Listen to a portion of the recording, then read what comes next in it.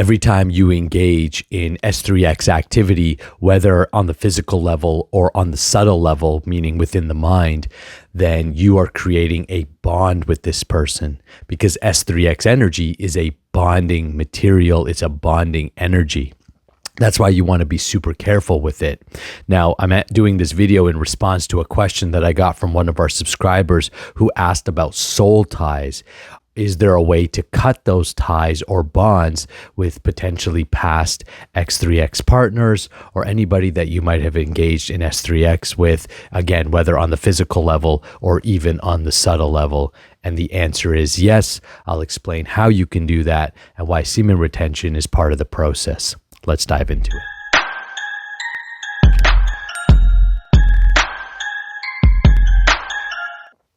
Hi, my name is Nakula, and I help men master their S3X energy so you can become a powerhouse both in and outside the bedroom and unleash your conscious masculine power, which is so badly needed in this world. Go to the link in the description below and take the free transmutation guide. It's a free program I put together for you so you can learn more about transmutation, its power, and how you can use it to benefit your life.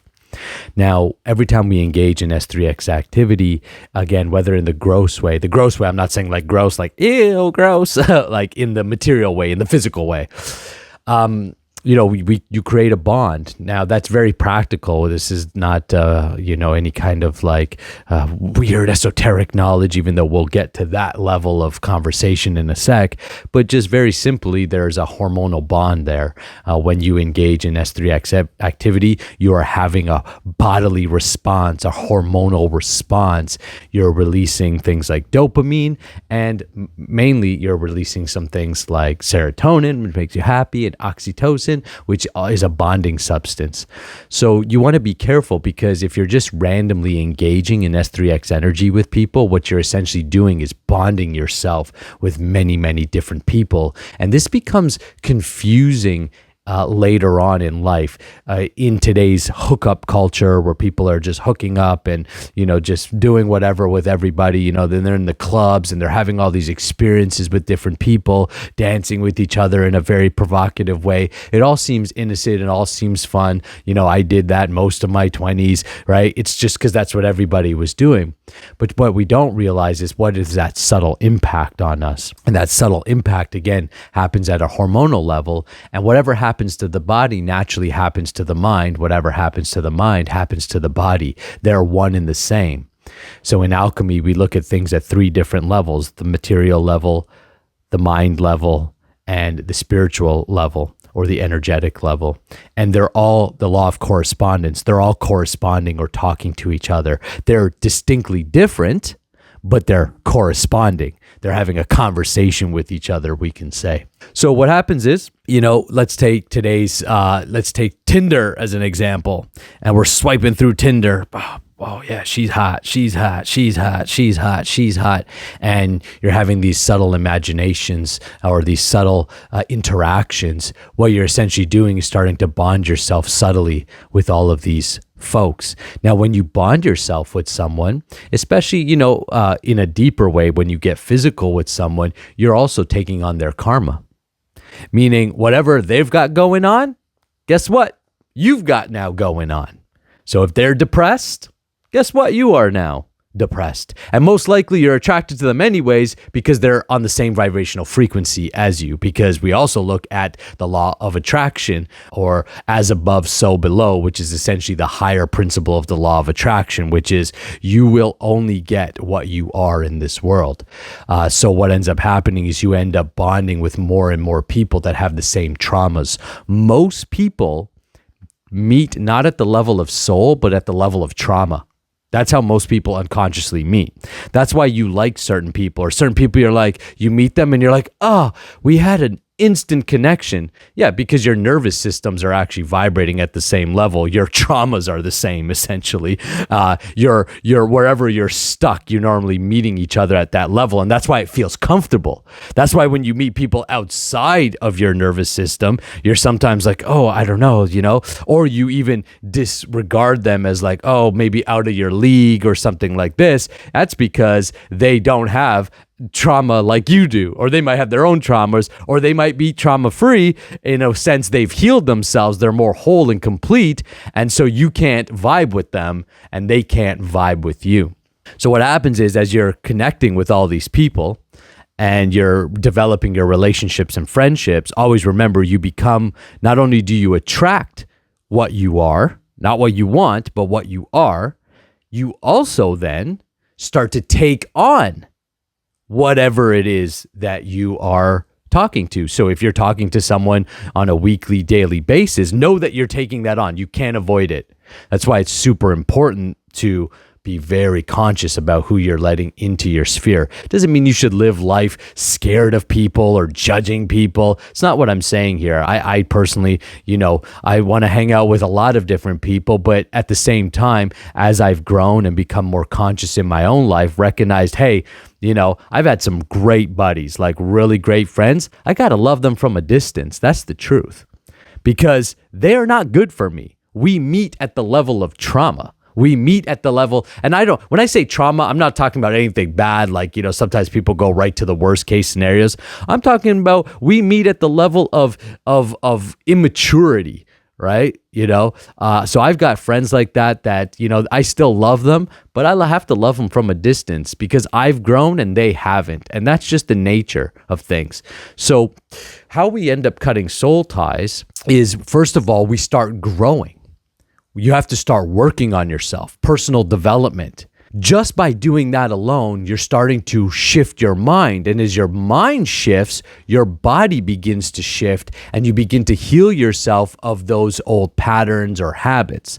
So for example, if you are somebody who has, let's say, addicted to a certain substance, you've got to cut out other people in your life or limit the time that you spend with others that are addicted to that substance. If not, I promise you, your environment will win and eventually you'll go back into that substance. If you recognize like somebody has they're chaotic around you, they've got a lot of drama, they're all complaining, and you don't want that in your life, but you're just used to that, you have to distance yourself from them. You have to say, hey, you know what? I can't have that in my life anymore because that's just going to seep into my world. And again, because your body is already used to it, you kind of go there because it's normal. You're used to it.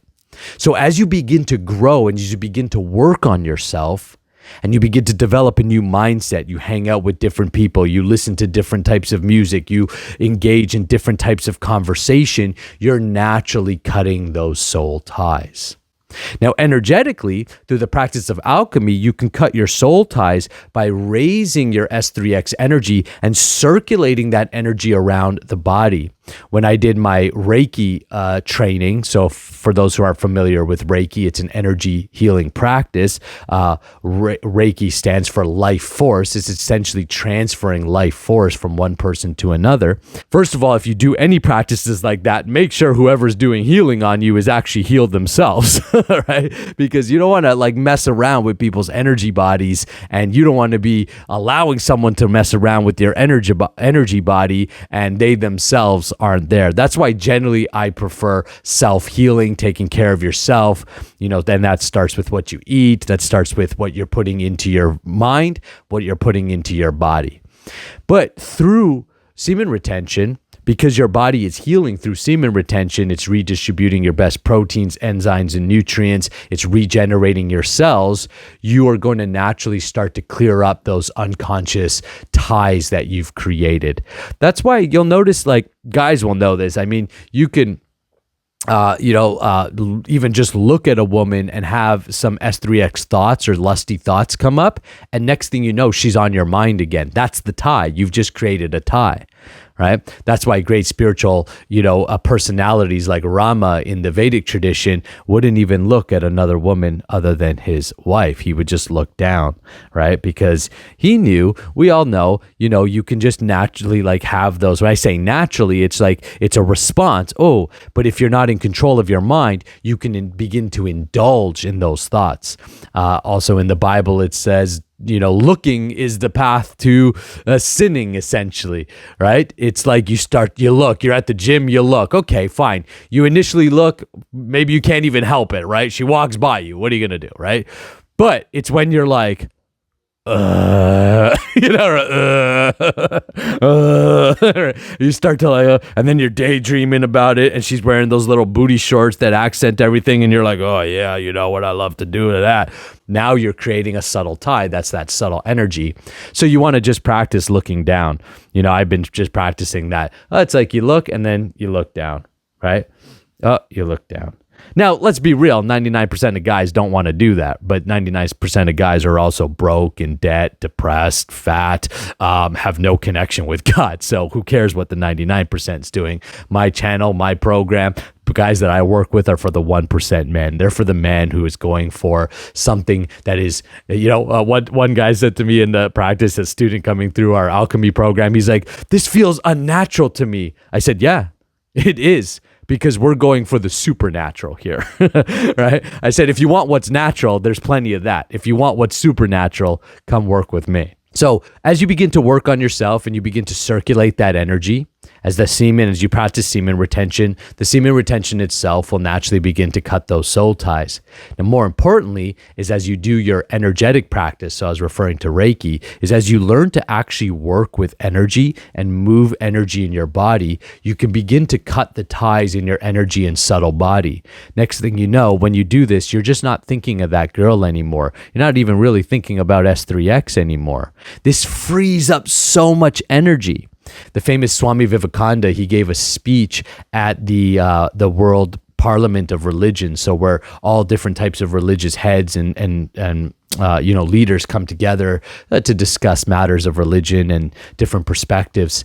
He gave a speech that essentially made him famous, and everybody gave up and gave him a clap. And when he was interviewed after, they said, why did your speech make such a difference? Like, you were literally able to get all these different people of all these different types of belief systems all to get up and give a clap to you. And his answer was interesting. He says, because my mind is sexless. He said, so my power, my ability to transmute that energy, it gives me a tremendous amounts of power. He was also famous for having an incredible memory, where he could just essentially read a book and then like go line for line what the words are. His memory was absolutely sharp. Now, this doesn't just happen by practicing semen retention. Obviously, this takes years and years of training and meditation and controlling the senses and the body and the mind. But semen retention is at the core, the essence of the practice. So soul ties are created by giving your S3X energy, both physically or subtly in your mind, to different people. It causes leakages of energy, meaning your energy and attention are one and the same. So your attention and energy is going everywhere. You can think about in today's age, how many guys are just leaking energy everywhere. Why? Because they're watching porn. They're swiping through Tinder a million times. They're on all these dating apps. They're on webcam girls. They're staring at chicks at the gym and all of that kind of stuff. You actually have to be willing to practice some brahmachari for a while. Brahmachari is a restraint in S3X. Cut women out of your life unless you're married. Hang out with her and that's it. Other than that, women should be at a distance from you if you're serious about this practice. I know I just lost like half the subscribers. What? But if you're really serious. If you're not serious, don't do it. But if you're serious, this is what it is. You have to recognize that women have a certain place in your life, and maybe you have your wife or your girlfriend, your partner. You have your mother, your sisters, your cousins, your family. Maybe you have some girlfriends that are friends, and you can be friends with them without subtly trying to exploit them in an S3X way.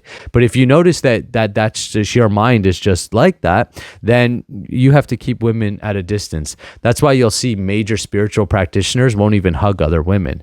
People think it's disrespectful or like, why won't they hug women, blah, blah, blah, because they know men are if they're honest men, they know that they'll subtly exploit them, and they're trying their best to not do that. That's why they do it. It's a respect thing. It's not we're better or anything like that. It's actually, I value you as a person, and I don't want to allow my lower nature to take over. That will help you big time. If you do that, you'll recognize you'll just start to not think of women. You won't start thinking of S3X, and that'll free you up to think of other more important things like your spiritual realizations, God, and ultimately growing your business, your wealth, the things that are important to you and the things that really matter. Soul ties can also be cut through energetic practices like alchemy, in which I teach inside of our training programs. Soul ties can be cut by personal development and growth.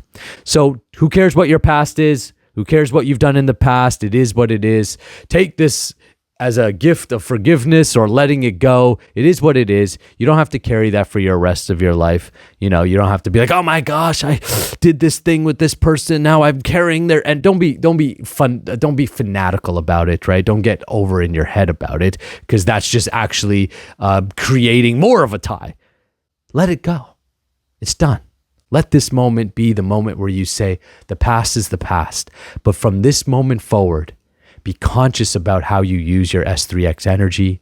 Be conscious about how you treat people, not just physically in the outward show, but in your heart, in your mind. As you purify your heart and your mind, your body naturally follows, and you'll notice that you've got tremendous amounts of peace. And with peace is the foundation to prosperity, health, wealth, and ultimately a deep relationship with the divine. Thank you so much for watching and listening to this video. I appreciate it. And if you are serious and want to train more in the practices of alchemy and learn to transmute your energy, book some time with me. My calendar's in the link below. Thank you so much. Subscribe to the channel. I'll see you on the next video.